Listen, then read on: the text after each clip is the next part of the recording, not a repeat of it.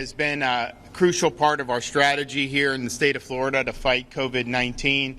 We are This morning, Governor DeSantis emphasizing the importance of testing at a press conference in Fort Lauderdale. The governor also announcing new walk-up testing sites in Broward County. These types of sites could soon be seen all across the state. And those testing sites are all a part of very slowly trying to reopen parts of the state and even country. But with no end in sight to this virus and so much uncertain, there are still a lot of questions. Okay, thankfully, joining us again today, Dr. Christy Alexander with FSU's College of Medicine.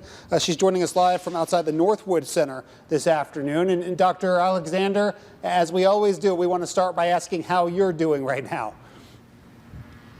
Thank you so much. It's so good to be here. I'm doing pretty well.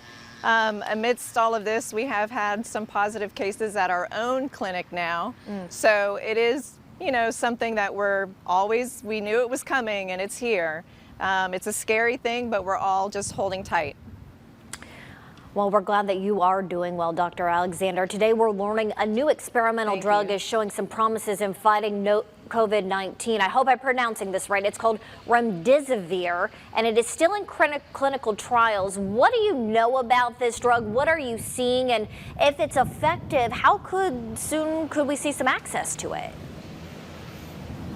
Yes, remdesivir, very good. Yes, as a matter of fact, news came out between my last segment on Wednesday and today. The journal from the American Medical Association has shown that this drug is showing a lot of promise. It was used for Ebola and it was used for another form of coronavirus, and so they're now applying it to this version, COVID-19. It's being studied in multiple sites in multiple countries, and it's showing a lot of promise. We're hoping that we'll have enough data by May to see how it can be used and become FDA approved. The point being that we still don't have any FDA approved treatment, but this one does show a lot of promise. Wow, okay, Awesome. that's great to hear. As talk continues about a phased easing of restrictions, a part of the plan is Sentinel testing. What is that and how would that work? So Sentinel testing has already been done actually in Santa Clara, California. And what it is, I can give you an example from what they did, is people coming into 4 different urgent care centers with respiratory symptoms that tested negative for the flu were then tested for the COVID virus, even if they didn't have any known exposures. And what they found was that people were testing positive. There was a certain percentage of people that tested positive, which is why California instituted stay-home orders very, very quickly because they didn't understand what was going on. That was back in March. So they're going to take that model and apply it elsewhere is what it sounds like, which shows a lot of promise with that too, because if we can randomly screen some people, we'll know more about the spread. That's very interesting. Okay, a new report today is talking about all the sailors that were aboard the U.S. aircraft carrier that had that very large COVID-19 outbreak, and about 60% of them tested positive, but they didn't show any symptoms. And so that really seems to be the real big issue when you're talking about trying to open back up the states and the country is, what's happening on the testing front when it comes to these people who are testing positive, but they're not showing any symptoms, and then they're walking out amongst everybody else and could potentially be infecting them. That is exactly right. So what we're seeing is that that's sort of like a Sentinel event right there. If you test everybody in a certain area and some that are asymptomatic test positive, that goes to show right there that we don't know who we're coming into contact with that may have the virus. And so the stay-home orders become more important for that reason, because there are a lot of people that we're finding are asymptomatic or not yet symptomatic that are out in our community. And that's fine, usually, except for right now when we don't have treatment and we don't have vaccine for this particular virus. More than 500,000 people worldwide have recovered from COVID-19. Do we know, though, if these people could suffer any sort of long-term or permanent damage to the respiratory system or any other lingering health issues? We do not know yet. we don't even know 100% if you can get reinfected yet. We've seen some that say that you can be reinfected. That's just the virus itself. But we're not sure if there's going to be any long-term damage from the illness. And again, if you were only mildly symptomatic and had mild symptoms, then you're probably not going to have any long-standing problems. So that sort of remains to be seen. It has been exciting, though, to see the people being released from the hospitals and all the healthcare workers clapping as they're leaving. So it is really, really nice to know that people are getting better. Yes, those videos of hope we are clinging to right now. That's really great to see. Yes. There are a lot of debates going on with this virus, but a big one this week is about whether the virus will die down in warmer weather. And as we're kind of going into the summer months, we're kind of looking at, oh, could that be the case here? What's your take on that?